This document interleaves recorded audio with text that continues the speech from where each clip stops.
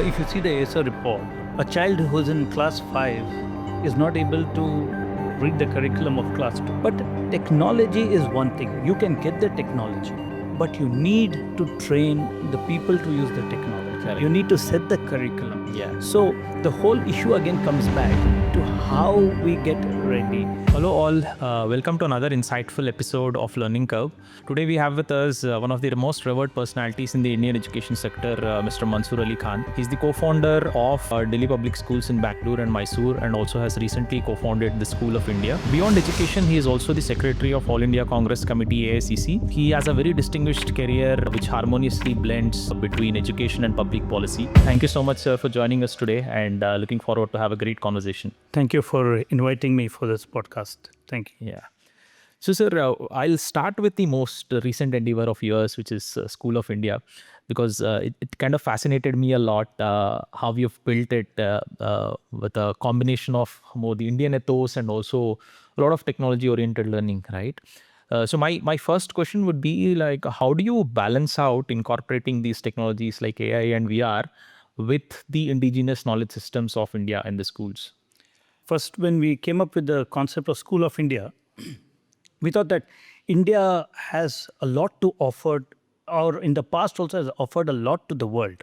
So somewhere I felt that we have not really looked into the past knowledge what India had to offer to the world and the advantages of the Indian learning system.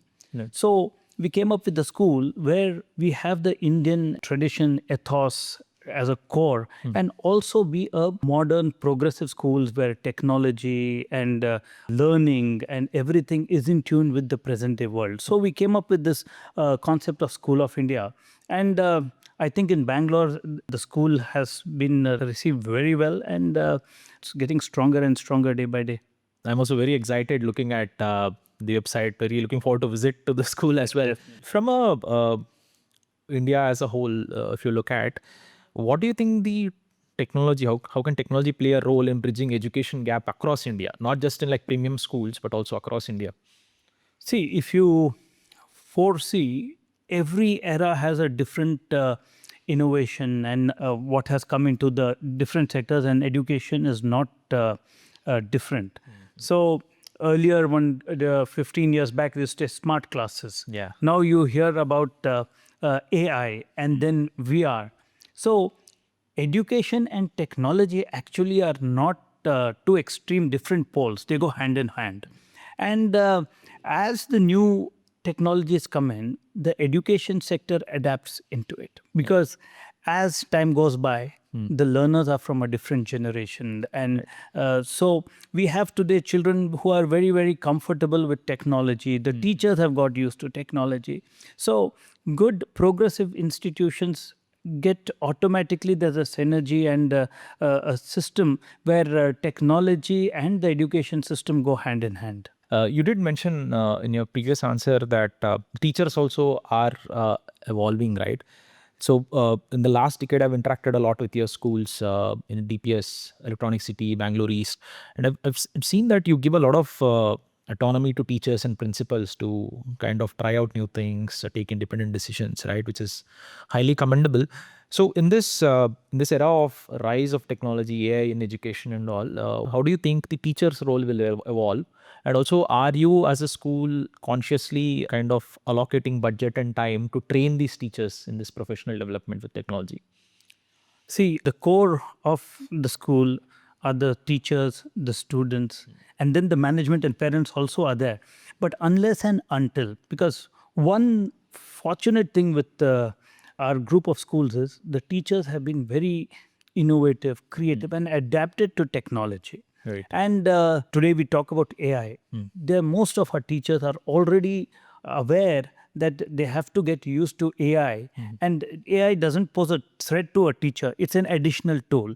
And we are fortunate to have such teachers, and it's been happening even when the smart classes were introduced. There was this thing that smart classes are replacing the teacher. That can never, because the core of the issue is the teacher can never be replaced. Time and again there'll be different intervention of technology where they will be acting as an additional tool.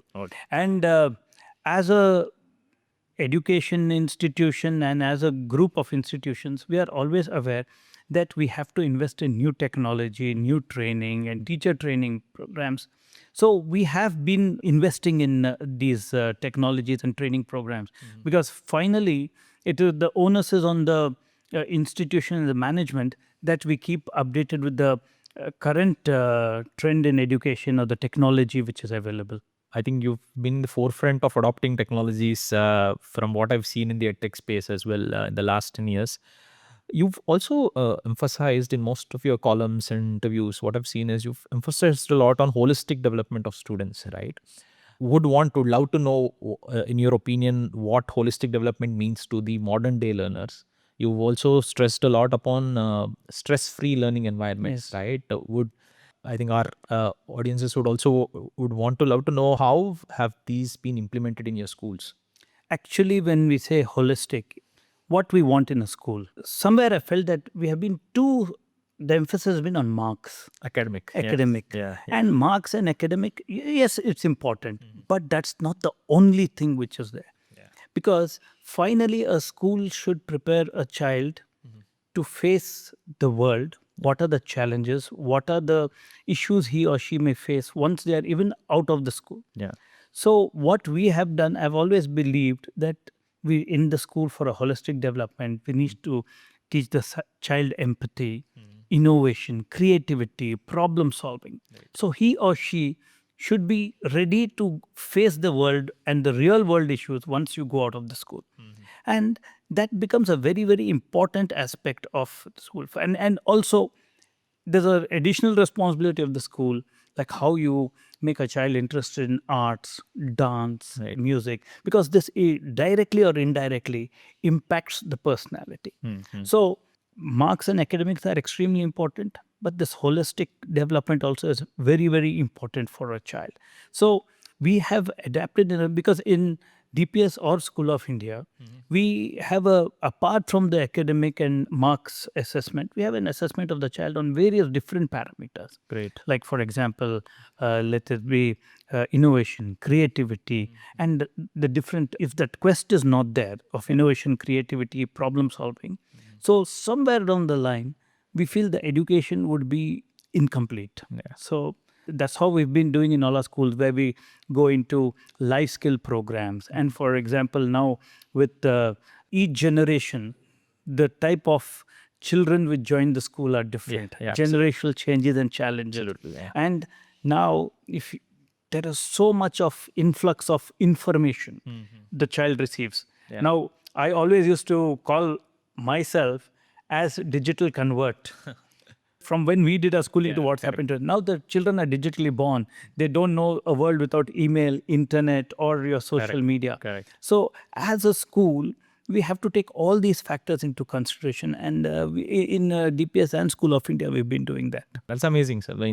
And just to add to the same frame of thought, what kind of changes do you envision in terms of in the curriculum itself, in the curriculum design itself, both from your school and also in general as well, to kind of get these important skills like creativity, as you mentioned, critical thinking, problem solving, which will be useful for future of work for students? Yes. Right. And probably would also like to know your opinion on NEP 2020 as well. Like, how can that influence? See, when we set a curriculum, we have to come up with a curriculum which is relevant for today, Yeah. keeping in consideration what our past learnings are and what we have to look forward in the future. So we'll have to, now for example, we need to get into the AI space in the curriculum, the VR, virtual reality is there. And at the same time, we'll have to not leave back the strengths what we had in the past. For example, you can never let out the human aspect of it. Yeah. For example, interpersonal relationships and how peer relationships, how teacher-student relationship is. So we'll have to consider that as well in the curriculum, and not forgetting how important a role sports, drama, music plays. So there are many challenges to set the curriculum. So what is a right curriculum? Again, it depends from time to time, board to board, students to student, because that's why we have what we are lucky in India, we have a diverse boards, Set of curriculums, where a setup of board where we can choose the curriculum. But what is very important, it is, and the curriculum should be child friendly. Yeah. And you should not see, finally, what happens? The child should be able to manage his or her studies joyfully. Yeah. Finally, it should not be a burden, a pressure on the child. And you asked me about NEP Yeah. 2020. The thoughts are good. The objectives, what they want to obtain, are good. But what I see a huge gap is between the policy and the implementation mechanism. Okay. See, when you make a policy, you should also know how the implementation should take place. But where I have found it wanting, frankly, the implementation process is slow. Okay. And there are some areas of concern which may be very difficult to implement. And I come from both sides. I'm an educationist who also happens to be in politics and public life. So, however good the intention of the policy is, the ground implementation is the final thing which matters. Great. I mean, you, as you also mentioned, you know the best of both worlds, right? So, I mean, just kind of digressing the topic to your second love, that is politics. So, how is your role in Congress, All India Congress Committee Secretary, influencing your approach towards education? And do you see that any of the policies or reforms are making an impactful change? I see both sides of the world, Yeah. the education part and the public part. Yeah. Yeah. I feel in India, we need to have an education system where the education reaches to the last mile. Yeah. I see the huge gap between the haves and the have-nots. Okay. Okay. And you'll have the best of private schools. You have government schools. Yeah. There are children who can't afford education. They come to the government schools. Yeah. And for them, a meal a day is very difficult. And at the same time, I see children going to very good schools where affordability, infrastructure, everything is there. Yeah. So in India, unless and until we don't bridge this gap, because I've always believed every child should be given an opportunity and it is the responsibility of the state that each child is educated. By educated, I mean quality education. Today, main problem is, as a country, we need to invest more into the primary education sector. Okay. And the education sector at large. We always say we want to invest more, elections come, manifestos are made, budgets are made and presented in parliament and assemblies.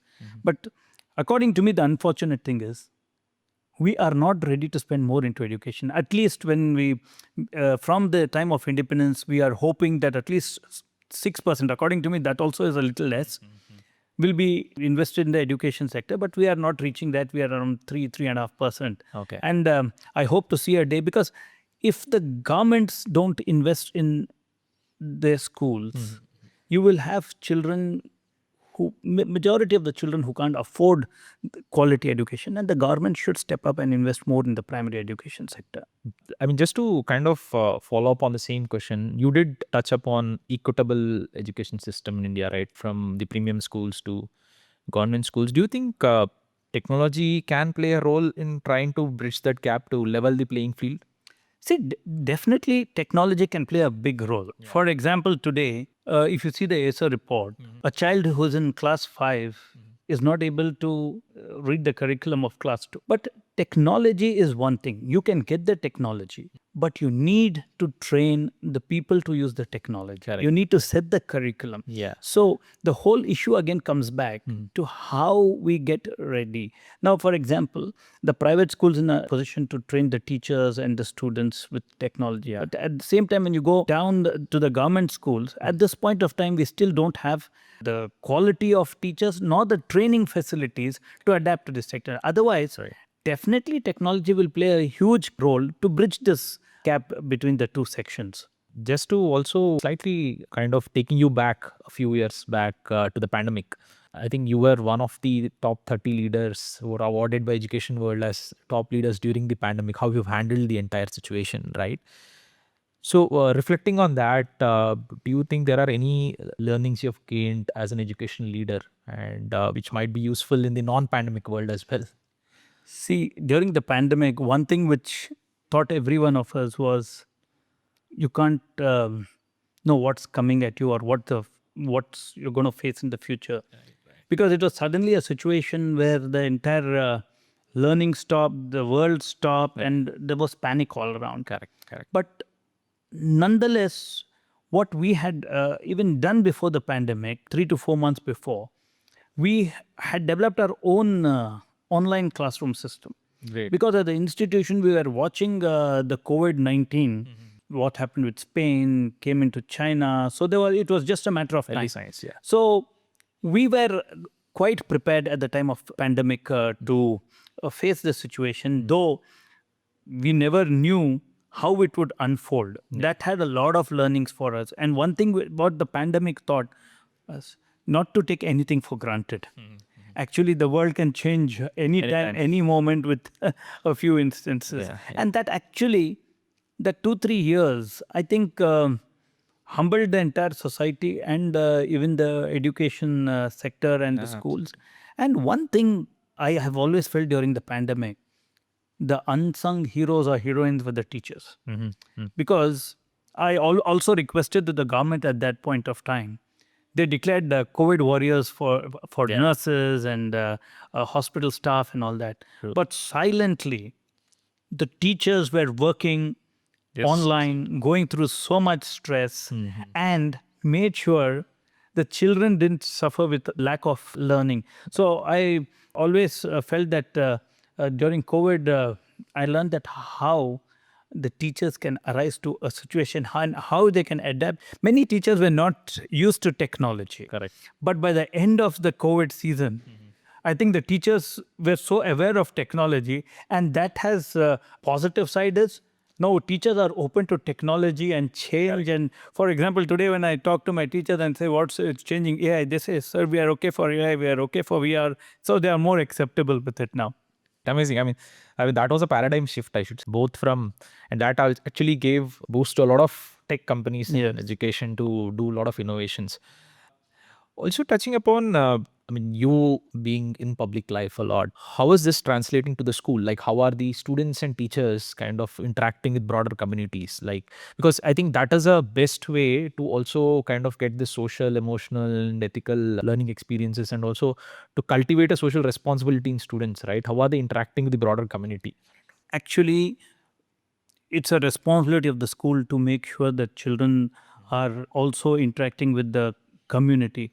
So in DPS and School of India, we have programs where children participate, like for example, let it be with the Cancer Society of India, or let it be in international exchange programs, or sometimes we have local community development programs. So where the children are constantly interacting and in touch with the outside world. Okay. So because we have made it into as one of our parameters and one of our aims, so that the children see the real society around them, and they're just not in a school atmosphere. And when they go out, and for example, they go to the local villages into the school, we send them to the village markets, then again we teach them empathy, but showing them how the different walks of life different people have, where they are not so fortunate as them. So we have all these school programs, and at the same time at the international level we have a lot of student exchange programs. Children go to different countries, let it be Germany, or let it be France, and at the same time we've not forgotten India. So what we do, we have local exchange programs between different schools of the country, because we teach children what good international is happening, but at the same time they have to see what's happening in our country. Correct. And also we make them very aware of the type of political happenings around our system. So we also do programs like a model parliament. Okay. So because usually we see children, they are not concerned about policy and how the administration and political setup works in a country. So we have this model parliaments are an integral part of our schools. Oh, great. So the children learn about policy, they learn about how governments function, how the assemblies and councils or parliaments function. That's amazing, sir. Just following up on the same similar kind of a question, especially as a parent. I mean, being a parent also, and a lot of parents watching us today, there's a typical aversion in parents towards politics, I mean, as such. But how do you think can empower students to become students, or even teachers, educators, to become those agents of change and actually kind of contribute to the greater good of the nation? See, aversion to politics, first and foremost, I would encourage children to be more active, get involved, because this generation of India, we should ask the question, who are our leaders? What's happening in the country? Being averse to politicians or politics, politicians, maybe some of them are not desirable, like in all fields they may be, but aversion to politics is very dangerous. Okay. Because what we at least teach in our school is that you need to be aware, you need to be get involved in the affairs of the country, and you need to ask the right questions. Because unless and until you don't join, for example, there should be curiosity in a students to ask why this is happening, what is happening, and students' involvement in nation's affairs is very important to set a guideline for the country. Right. And taking a position that we are averse to politics, then you will definitely get the type of undesirable people getting into the political space. Yeah, If you have good intentions, politics, I personally feel each and every person should be involved in what politics is all about. Because finally it defines how much you know about what's happening in the country, what sort of leadership you are getting elected, and if you want to be the agent of change, you need to be well informed. And I have never subscribed or agreed to the point that we don't like politics. It's not about liking or disliking. Correct. Politics, actually, I feel it's a day-to-day issue and part of each and every individual. The moment you say, I'm not interested, politics means not everybody will not be actively involved in the political setup. But reading and knowing what's happening, who are your leaders, what's their accountability, this is a part of each and every citizen. So we encourage our students to get more. And for example, we want them to get involved in the school affairs. Why are the school captains, school leaders elected? Yeah. Because at that level, we want them to interact more with the teachers, more with the happening of the school, and they get involved in the decision making of the school. So leadership starts at that point. Yeah. So it's a big responsibility of the school setup also to make sure that the students are involved in day-to-day happenings and what happens, because they are the future leaders. Because who are there in your school today, 20 years down the line, they are the leaders of your country. Yeah, definitely. This is the question I could only ask to you out of all the episodes we've done. And I'm happy that you've answered it so well. And also from a policy making point of view, especially sticking to education as such, you've also been part of a lot of associations of schools, right? You're also General Secretary of CBSE Schools Association of Karnataka. How do these associations work, and how are they contributing to kind of making these policies, or even, let's say, processes in the schools as such? See, these associations are important. We interact with the government, we interact with the parents. Okay. For example, if any new bill is introduced by the government or recommendations or questions, the government invites us to debate with them. So we come up with, for example, we were involved in the NEP discussions, we were involved in the Karnataka Education Act, we were involved in, for example, sometimes the schools may not be able to convey to the government the issues or difficulties, or the government may not be able to convey to the schools.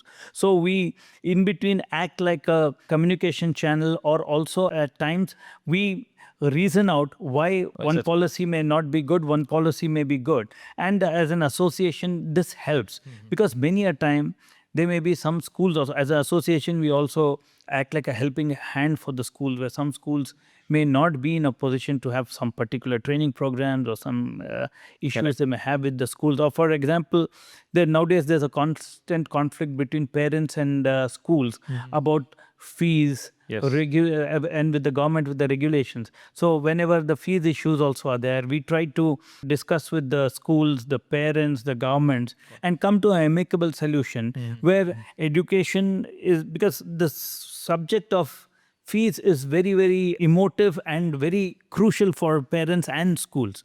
So as an association, we try to maintain that balance where the schools also don't overcharge the parents, and the parents also know what value to get, because this is a very thin line, and because there are some schools which offer the infrastructure and facilities, and the parents choose them. So, and some, but at the same time, we tell our schools to have ethical practices and transparency in fee when they fix the fees. Yeah. So that's how the association of role, and there are many times the association are in the courts for the cause of the schools, Yeah. where policy, there may be some issue with the policy we have. So we generally even approach the courts, and so the association has a larger role. So they are involved with the parents, school managements, the government, the judiciary. That's a commendable work doing through the associations as well.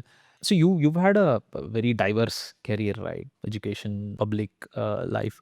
So is there any defining moment in your career that actually you remember that has changed your philosophy towards education or philosophy towards politics as well? Actually, it was very, once I was in one of our campuses. So I was just talking about history and a few things to a group of class 6 students. Okay. And one student asked me, why do we only talk about kings and battles in the history? Why don't we ever talk about how the common people were at that point of time, and how they lived their life, and how the world was at that point of time? It's an amazing question. You know, Yeah. I was actually taken aback. Okay. And that, see, the child, the question asked, and the type of question asked, and what may be the curiosity in the child's mind. And that is actually right. We are just talking about these things, but we never teach the children what actually we may have to teach, what sort of a society it was. And this changed my thinking, like, when I go, it is not actually what we think. It's the questions what we received and the type of questions. And that actually changed my perspective, that there can be so many different ways a person can think, and a child can think. Right. I mean, more you kind of give them that flexibility to ask questions and inquire, I think they have a very different perspective. Probably they might be thinking like how the livelihoods might have been for common people. And that's a great moment to inspire. I mean, how do you keep yourself grounded and aligned to your values through such diverse roles? I mean, it's extremely difficult to just do one role, but so many roles, and also kind of giving time to both the worlds. See, always I have believed that you should have a purpose. And for that purpose, you will have to be, see, and being grounded is the right way to be. Yeah. Because let it be your education field or political field, the purpose is same, upliftment of the society. Both are intertwined. And when let it be, see, without education, no country can progress. And without proper political leadership, no country can progress. So these two are intertwined and aligned. So I have a purpose for that. And in this purpose, I meet a lot of people. The moment you are not grounded, see, finally, if you're not grounded, people will stop interacting with you. They will not want to be with you. And there are so many situations, especially one is the education. When you go into the political field, there are so many people who need your help, who require for you to be on the ground. And to be frank, there's a lot of poverty at the ground level and people who need your help. So you need to be grounded and reach out to them, because they always have that hesitation to reach out to you. And once you are not grounded and you are a little arrogant, I feel that leads to your downfall. So being an educationist and a political, being grounded to achieve my purpose is very important. It's amazing. The more we're almost towards the end of our conversation, but would definitely want you to give some message to the students and parents and teachers from this forum. See, my message to the students is be curious, keep your curiosity, ask questions, because you are the future of the nation. Right. Your curiosity and the questions you raise will matter to the country. Yeah. And to the parents, my whole thing is like, just be involved with your children, just be aware what they do and what's happening, and be a parent who is supportive and helping the child. And this is a ever evolving world, and the child's interest should be kept first in mind. And for the teachers, always, there is no profession without a teacher. Correct. Okay, you can be an astronaut, you can be a scientist, you can be a politician. So the teaching profession, according to me, is the biggest profession. Right. Though we many a times undermine it, underpay the teachers, Right. but the teachers are doing a great job, and according to me, they are the driving engine of everything what happens in the world. So keep the good work going and get as already they are doing, but always be ready for a change. And technology is here to stay, and technology intervention will definitely happen. Thank you so much for patiently answering all my questions. And I think it was a wonderful conversation. And I learned a lot, got inspired as well. So thank you so much. Thank you. Thank you. It's my pleasure. Thank you.